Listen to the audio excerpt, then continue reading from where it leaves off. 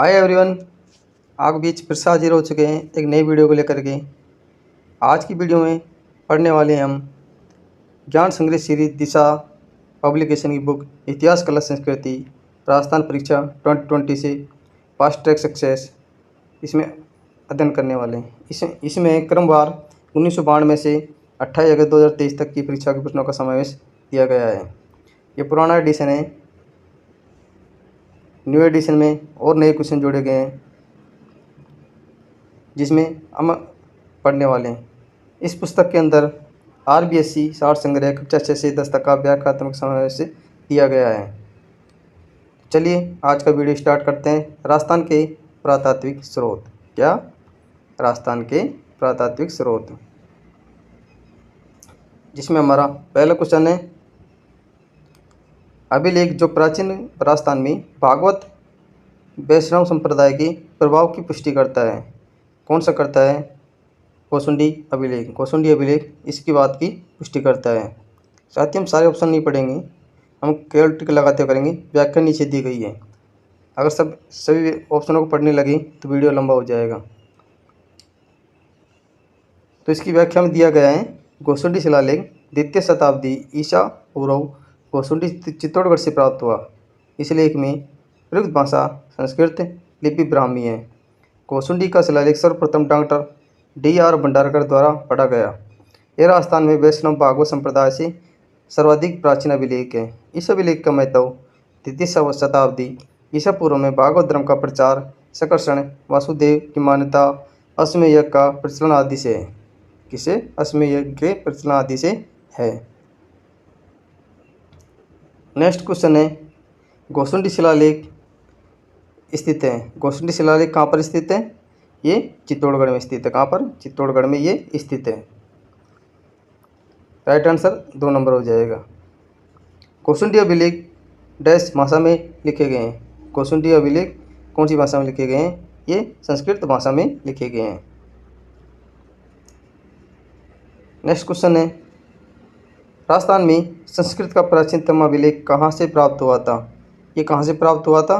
प्राचीनतम अभिलेख कहाँ से हुआ था? कौसुंडी से प्राप्त हुआ था। ऑप्शन नंबर 4 हमारा राइट आंसर हो जाएगा कौसुंडी। कौसुंडी अभिलेख निम्न में से किस लिपि में लिखा गया था? ये किस लिपि में लिखा गया था? ये ब्राह्मी लिपि में लिखा गया था। राइट आंसर 4 नंबर हो जाएगा। नेक्स्ट क्वेश्चन है कौन सा अभिलेख महाराणा कुंभा के लेखन पर प्रकाश डालता है? कौन सा डालता है महाराणा कुंभा के लेखन पर प्रकाश? ये ऑप्शन नंबर 2 कीर्ति स्तंभ प्रशस्ति 1460 इस पर प्रकाश डालता है। कीर्ति स्तंभ प्रशस्ति लेख में राणा कुंभा की उपलब्धियों, उसके द्वारा रचित ग्रंथों का विशद वर्णन मिलता है। इस प्रशस्ति में चंडी शतक, गीत गोविंद की टीका, संगीत राज आदि प्रमुख ग्रंथों का उल्लेख हुआ है। इस प्रशस्ति में कुंभा को अभिनव भट्टाचार्य, हिंदू सुल्तान, राय रायन, राणो रासो, चाप गुरु, दान गुरु, राजगुरु, शैल गुरु जैसी उपाधियों से पुकारा गया है। चाप गुरु इसलिए कहा गया है कि वो छापामार युद्ध पद्धति में पारंगत हासिल थी। दान गुरु इसलिए कहा गया कि दान देने में वो सबसे आगे रहता था, इसलिए उनको दान गुरु भी कहते हैं। राजगुरु इसीलिए कहते हैं कि उसने जो विभिन्न ग्रंथों की रचनाएं की थी, इसलिए उन्हें राजगुरु कहते हैं। और शैल गुरु इसलिए कहते हैं कि महाराणा कुंभा ने अनेक स्तंभों और किलों का निर्माण करवाया था, इन्हें इसलिए उन्हें शैल गुरु की उपाधि से जाना जाता है। साथियों, आपको सब चीज़ कन्फर्म हो गई होगी, तो हम आगे चलते हैं अगले क्वेश्चन पे। नेक्स्ट क्वेश्चन है कीर्ति स्तंभ की प्रशस्ति की रचना किसने की थी? कीर्ति स्तंभ की प्रशस्ति की रचना किसने की थी? कवि अत्रि महेश ने की थी। कवि अत्रि महेश ने की थी, जो राणा कुंभा के दरबारी कवि थे। व्याख्या में दिया गया है कीर्ति स्तंभ प्रशस्ति लेख 3 दिसंबर 1460 ईस्वी विक्रम संवत 1517 प्रस्तुत प्रशस्ति तोड़ के कीर्ति स्तंभ की कई शिलाओं पर उत्कीर्ण श्लोक का सामूहिक नाम है। श्लोक 3 से 8 तक बप्पा का वर्णन मिलता है, फिर हमीर का वर्णन मिलता है। इसके प्रशस्तिकार कवि अत्रि थे, लेकिन इनका निधन हो जाने के कारण इसके पुत्र कवि महेश भट्ट ने इसे पूरा किया, जिसका उल्लेख प्रशस्ति में मिलता है।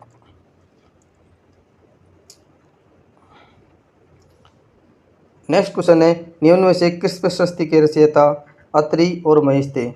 किसके थे ये? अभी हमने पिछले क्वेश्चन में पढ़ा था, कीर्ति स्तंभ प्रशस्ति के ये रचयिता थे।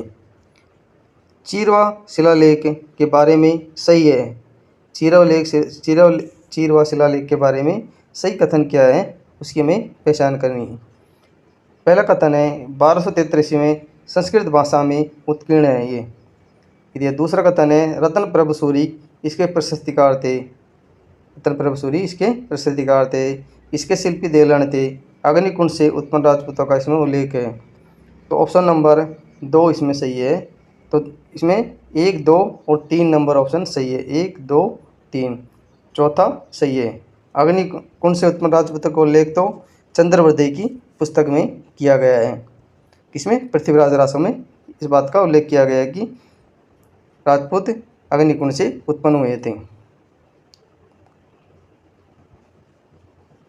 नेक्स्ट है चीरवे का शिलालेख बड़गांव तहसील उदयपुर 1233 ईस्वी विक्रम संवत 1330।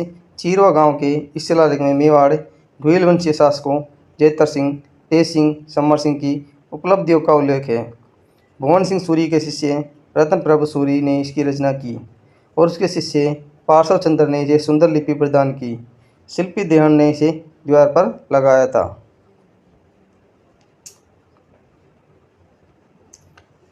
नेक्स्ट क्वेश्चन है चीरवा शिलालेख किस राजवंश के शासकों का उल्लेख करता है? किस वंश के राज को उल्लेख करता है? ये मेवाड़ के घुइल राजवंशों का उल्लेख करते हैं। तो सही उत्तर क्या हो जाएगा? Option number 2। नेक्स्ट क्वेश्चन है 17वीं शताब्दी की रचना राज प्रशस्ति महाकाव्य के रचयिता कौन थे? कौन थे? रणछोड़ भट्ट थे। तो राइट आंसर 3 नंबर हो जाएगा। व्याख्या में दिया गया है राज प्रशस्ति 1676 ईस्वी विक्रम संवत 1732 राजसमंद विश्व की सबसे बड़ी ये प्रशस्ति रणछोड़ भट्ट तेलंग ने लिखी थी। मेवाड़ महाराणा सिंह के आदेश से राजसमंद झील की नौचौकी पाल की ताकों में लगी है। 25 काले पत्थरों की बड़ी बड़ी शिलाओं पर संस्कृत में 24 सर्गों में यह उत्कीर्ण है। कुल 1106 श्लोक की है।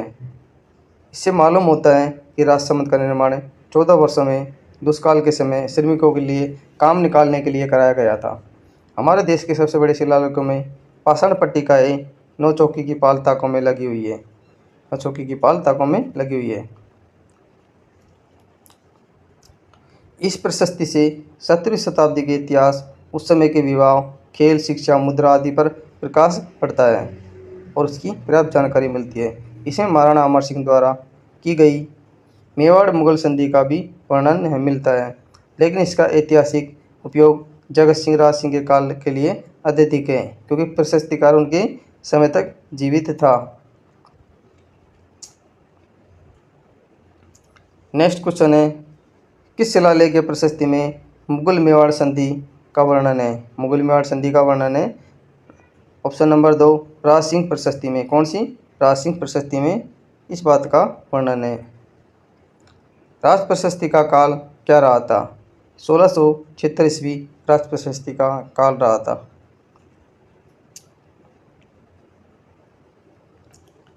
नेक्स्ट क्वेश्चन है किस शिलालेख में चौहानों को वत्स गोत्रीय ब्राह्मण कहा गया है? किसमें कहा गया है?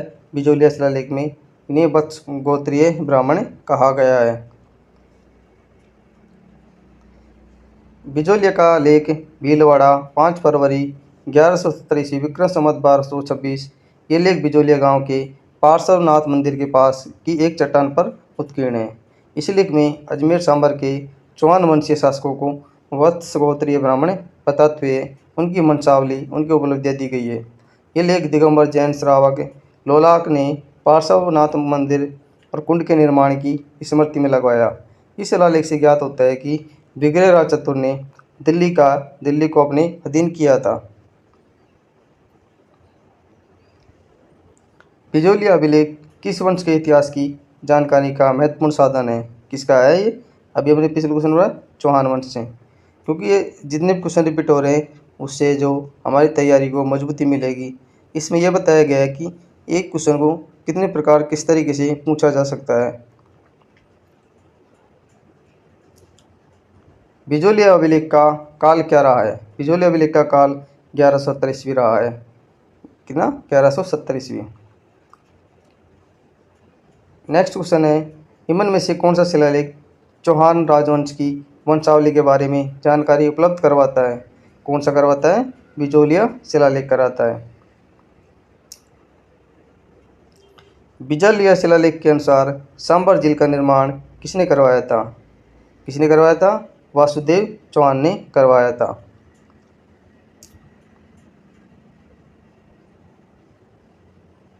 बिजोलिया प्रशस्ति का रचयिता गुणभद्र था। यह अभिलेख पृथ्वीराज तृतीय के पिता सोमेश्वर के काल का है। इसमें दिए गए कई प्राचीन नामों से उस समय के कई स्थानों की जानकारी प्राप्त होती है।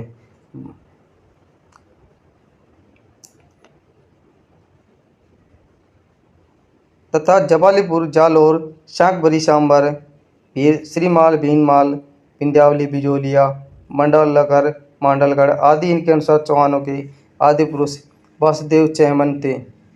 1551 ईस्वी में शाकंभरी में चेहमन या चौहान राज्य की स्थापना की तथा सांबर झील का निर्माण करवाया था। नेक्स्ट क्वेश्चन है, जबालीपुर, शाकंभरी, श्रीमाल जैसे प्राचीन नगरों का उल्लेख किस शिलालेख में मिलता है? ये किस शिलालेख में मिलता है? बिजोलिया शिलालेख में मिलता है। तो सही उत्तर हमारा 3 नंबर हो जाएगा। ऐतिहासिक स्थल जबालीपुर की आधुनिक पहचान क्या है? जबालीपुर को की आधुनिक पहचान क्या है? जालौर के नाम से आधुनिक नाम जानते हैं। पहले प्राचीन में इसको जबालीपुर कहते थे, जालौर को। बिजोलिया शिलालेख किस चौहान नरेश के काल का है? किसका है? ये सोमेश्वर के समय का है। ऑप्शन नंबर 1 सही उत्तर हो जाएगा। नेक्स्ट क्वेश्चन है, प्राचीन शिलालेखों में जालौर को किस नाम से जाना जाता था? किस नाम से जाना जाता था? जबालीपुर के नाम से जाना जाता था। ऑप्शन नंबर 3 हमारा सही उत्तर हो जाएगा। आबू के अभिलेख के लेखक कौन थे? कौन थे? सुखचंद्र आबू के अभिलेख के लेखक थे। नेमिनाथ आबू के मंदिर की प्रशस्ति 1230 ईस्वी। यह प्रशस्ति विक्रम संवत 1287 ईस्वी की है। इस प्रशस्ति की रचना सोमेश्वर देव सुखचंद्र सूर्योत्सव काव्य के लेखक ने की। उसी सूत्रधार चड्डेश्वर ने खोदा। इसको तेजपाल के द्वारा बनवाए गए आबू पर देलवाड़ा गांव के नेमिनाथ मंदिर में लगाई गई थी। परमाणु तथा वास्तुपाल तेजपाल के वंश का वर्णन इसमें दिया गया है। सूर्योत्सव के लेखक कौन है? कौन है? सोमेश्वर है।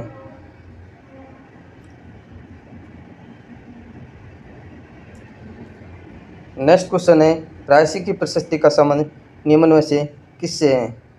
किससे है? इसका जयपुर शासकों से है।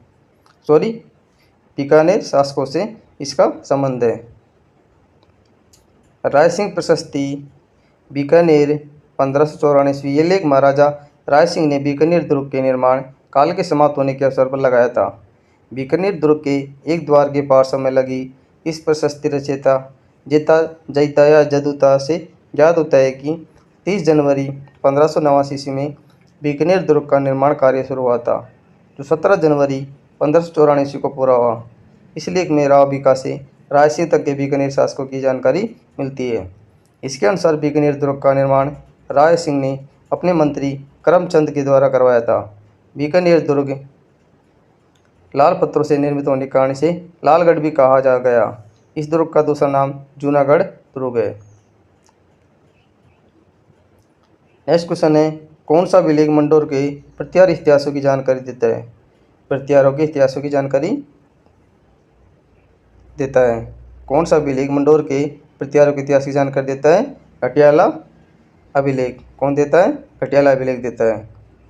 घटियाला के शिलालेख 861 ईस्वी विक्रम संवत 918 के ये लेख जोधपुर के पास घटियाला में एक स्तंभ पर उत्कीर्ण है।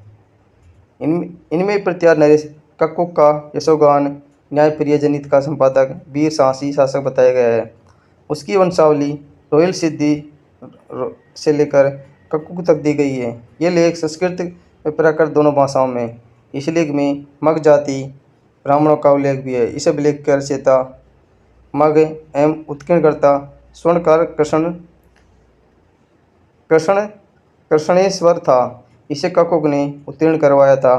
इन्हें शाकद्वीपीय ब्राह्मण भी कहा जाता है, जो ओसवालों के आश्रय रहकर जीवन यापन करते थे।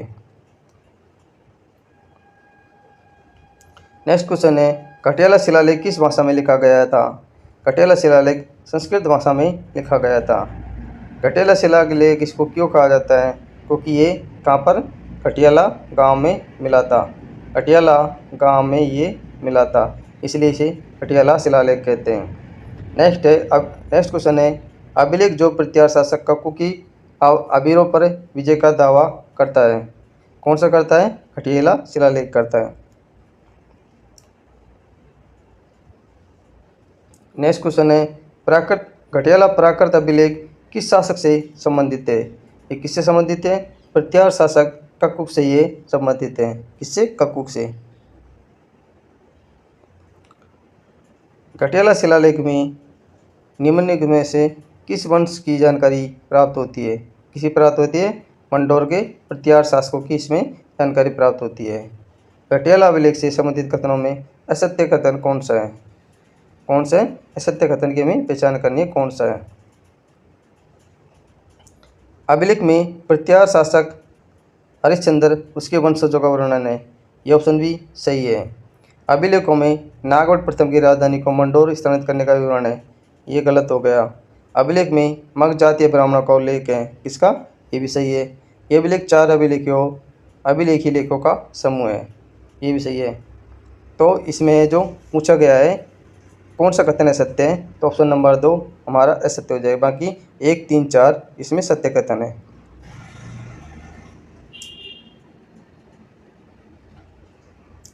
बड़वा ग्राम कोटा से कितने मोकरी यूप अभिलेख प्राप्त हुए थे?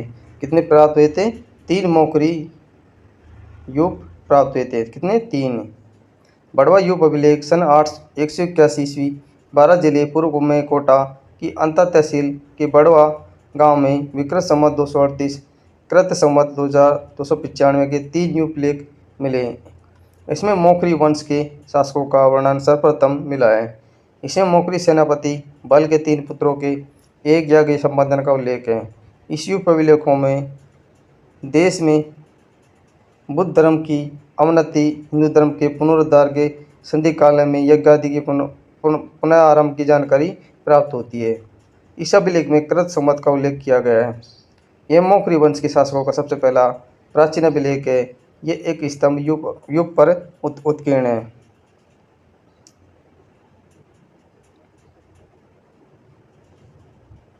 बड़वा ग्राम से प्राप्त युप स्तंभ लेख किस वंश गण से संबंधित है?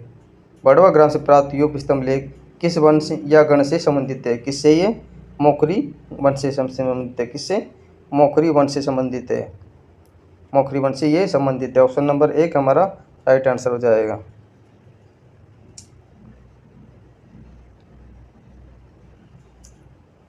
उस अभिलेख को चिन्हित कीजिए जो प्राचीन राजस्थान में वैष्णव संप्रदाय की उपस्थिति के साक्ष्य देता है। कौन सा देता है? बरनाला का अभिलेख देता है। तो सही उत्तर 2 नंबर हो जाएगा।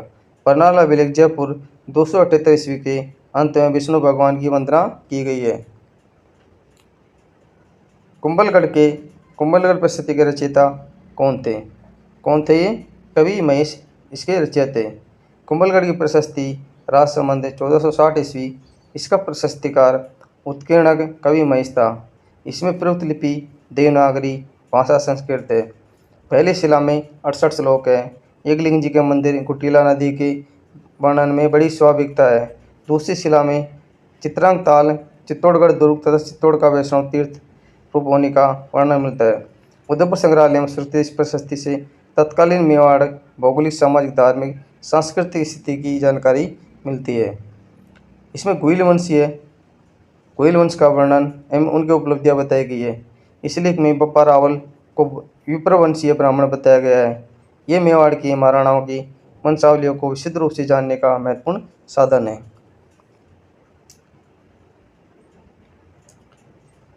नेक्स्ट क्वेश्चन है, निम्नलिखित में से एकलिंग शिलालेख 1488 ईस्वी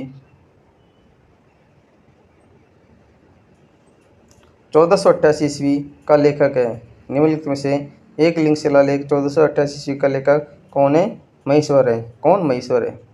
एकलिंग प्रशस्ति गिरवा तहसील उदयपुर का रचयिता महेश भट्ट या महेश्वर था। इसमें बप्पा रावल का संन्यास लेना, मेवाड़ के गोइलों का वर्णन किया गया है।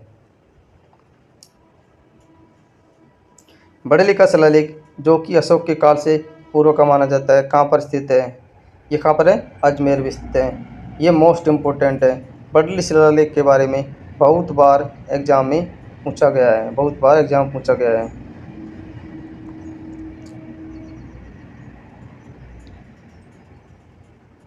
बड़ेली या बरली का लेख 443 ईस्वी पूर्व केकड़ी जिले, पूर्व अजमेर जिला, अभी भी वर्तमान में केकड़ी जिले को समाप्त कर दिया गया है। सिर्फ ब्यावर को रखा गया है। तो अभी कहाँ पर आ जाएगा? अभी ये अजमेर में ही रहेगा कि बिनाय तहसील में स्थित है। राजस्थान का सबसे प्राचीनतम अभिलेख बड़ेली के पास बिलोट माता के मंदिर से इसे प्राप्त किया गया था। बड़ेली का शिलालेख ब्राह्मी लिपि में उत्कीर्ण है। वर्तमान में यह अजमेर संग्रहालय में सुरक्षित है। बर्ली स्टोन एपिग्राफ शिलालेख चिन्हित किया गया है। कहाँ पर? ब्राह्मी पांडुलिपि में ये चिन्हित किया गया है। ऑप्शन नंबर 2 सही उत्तर हो जाएगा। निम्नलिखित में से कौन सा प्रत्यारों का इतिहास बताया गया है? कौन से प्रत्यारों के हैं? मंडोर के शिलालेख में प्रत्यारों का इतिहास बताया गया है। मंडोर का शिलालेख जोधपुर मंडोर की एक बावड़ी में शिला पर उत्कीर्ण इस लेख में 685 ईस्वी के आसपास विष्णु एवं शिव की पूजा पर प्रकाश पड़ता है। मंडोर का दूसरा शिलालेख 837 ईस्वी में गुर्जर प्रत्याशासक बावक ने खुदवाया था। इसमें गुर्जर प्रत्याशासकों की वंशावली, विष्णु शिव पूजा के बारे में जानकारी मिलती है। नेक्स्ट क्वेश्चन है, किस अभिलेख में प्रत्यारों को सौमित्र लक्ष्मण के उद्भूत का हुआ कहा गया है? क्या उद्भूत हुआ कहा गया है? किसमें कहा गया है? ग्वालियर अभिलेख में कहा गया है। ग्वालियर प्रशस्ति हीर भोज प्रथम की देन है। ये संस्कृत में उत्तरी ब्राह्मी लिपि में उत्कीर्ण है। इस पर कोई तिथि अंकित नहीं है, परंतु अनुमानत यह 880 ईस्वी के लगभग की है। इसका लेखक भट्टधनी का पुत्र बालीदित्य है। इसमें गुर्जर प्रत्यारों की वंशावली, उपलब्धियों का वर्णन दिया गया है। नेक्स्ट क्वेश्चन है,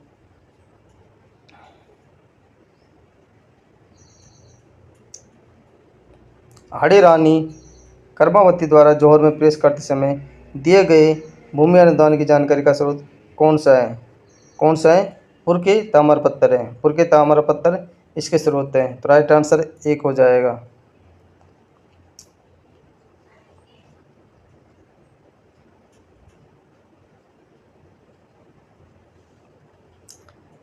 पुर का ताम्रपत्र 1535वीं। ये ताम्रपत्र बहादुर शाह के चित्तौड़ पर आक्रमण के दौरान राजपूत स्त्रियों के द्वारा अपने सतीत्व की रक्षा के लिए जौहर में प्रवेश करने की घटना बतलाता है।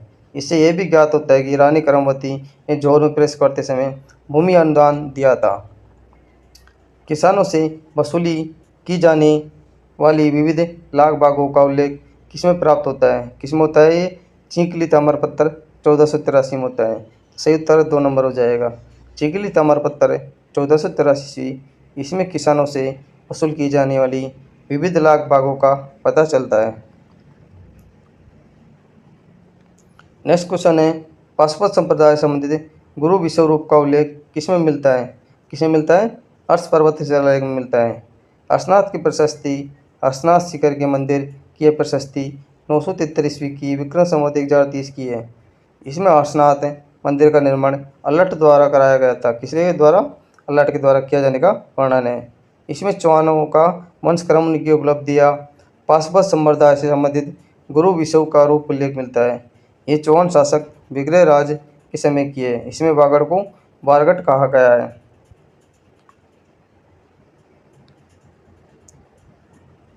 नेक्स्ट क्वेश्चन है, कुंभा के समय का प्राचीनतम ज्ञात अभिलेख विक्रम संवत 1490 प्राप्त होता है। किसमें 14 प्राप्त होता है?